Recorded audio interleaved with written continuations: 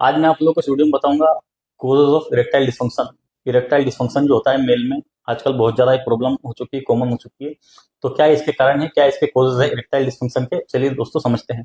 तो इसके 5 से 6 तरह के कोजेज जो आपको मैं आज बताऊंगा। सबसे पहला कोज होता है फिजिकल कोज, सेकंड होता है साइकोलॉजिकल कोज, थर्ड होता है मेडिकल से रिलेटेड, और फोर्थ होता है लाइफ स्टाइल चेंजेस, और कुछ होते हैं वस्कुलर कोजेस। तो इस तरह के कुछ कोजेस होते हैं, तो वन बाय वन मैं आप लोग का जी बताऊंगा। सबसे पहले बात करेंगे हम फिजिकल कोजेस की।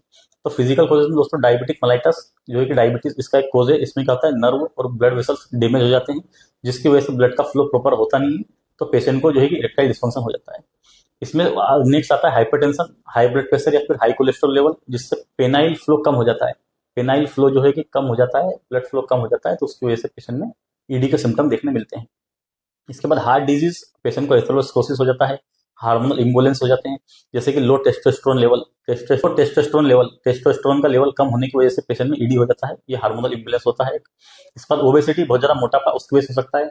स्मोकिंग के कारण हो सकता है, और एल्कोहल और कई प्रकार के ड्रग जो आजकल लेते हैं एडल्ट, उसकी वजह से इरेक्टाइल डिस्फंक्शन हो सकता है। तो ये हो गया कुछ इसके फिजिकल कोजेस। अगर हम बात करें साइकोलॉजिकल कोजेस की, साइकोलॉजिकल कोजेस क्या है इरेक्टाइल डिस्फंक्शन ईडी के, तो यंग मेल में ज्यादा कॉमन है। यंग मेल में आजकल बहुत ज्यादा है साइकोलॉजिकल कॉजेस, जैसे कि परफॉर्मेंस एंजाइटी। मतलब पेशेंट जो है कि सेक्सुअल एक्टिविटी के लिए जाता है, इंटरकोर्स के लिए अपने पार्टनर के पास जाता है, और उसमें एक जो है कि परफॉर्मेंस की एंजाइटी रहती है कि मैं परफॉर्मेंस अच्छे से कर पाऊंगा या नहीं कर पाऊंगा, अर्ली मेरा इजुकुलेशन तो नहीं हो जाएगा, प्रीमेच्योर इजुकुलेशन तो नहीं हो जाएगा। तो ये बहुत ज्यादा इसका कॉमन कॉज है आजकल, परफॉर्मेंस एंजाइटी।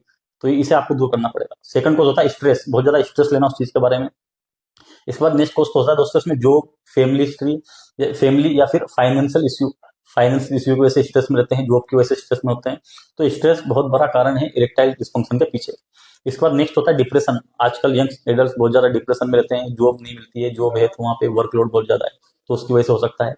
इसके बाद रिलेशनशिप जो है कि इश्यू हो जाते हैं बहुत ज्यादा, लोग घर में झगड़े हो रहे हैं, तो इसका भी बहुत ज्यादा असर पड़ता है ईडी के ऊपर। ईडी अगर आपको है तो आप ये सारी चीजें जो है कि दूर करेंगे, इन्हें वन बाय वन जो फिक्स करेंगे, तो आपका आईडी ठीक हो सकता है। इसके बाद थर्ड हम बात करेंगे दोस्तों, इसमें जो होता है वो होता है medication related causes. Medication related causes की अगर हम बात करें तो बीटा ब्लोकर जो मेडिसिन होती है, उसकी वजह से पेशेंट में इरेक्टाइल डिस्फंक्शन हो सकता है। इसके बाद एंटी डिप्रेसेंट या फिर एंटी साइकोटिक मेडिसिन, जिसे हम एएसएसआरआई बोलते हैं, एंटी जो है कि डिप्रेसेंट होती है, सिलेक्टिव सेरोटोनिन रिसेप्टर इनहिबिटर, इनकी वजह से भी पेशेंट में ईडी इरेक्टाइल डिस्फंक्शन हो सकता है। एंटी इपिलेप्टिक ड्रग जो मिर्गी के दौरों में दी जाती है दवाइयां, उसकी वजह से पेशेंट में इरेक्टाइल डिस्फंक्शन हो सकता है।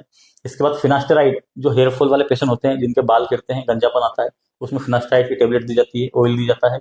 उसकी वजह से टेस्टोस्टेरोन का लेवल कम हो जाता है, हार्मोनल इम्बैलेंस करवा देता है, तो उसकी वजह से भी पेशेंट को जो है ईडी इरेक्टाइल डिस्फंक्शन हो सकता है।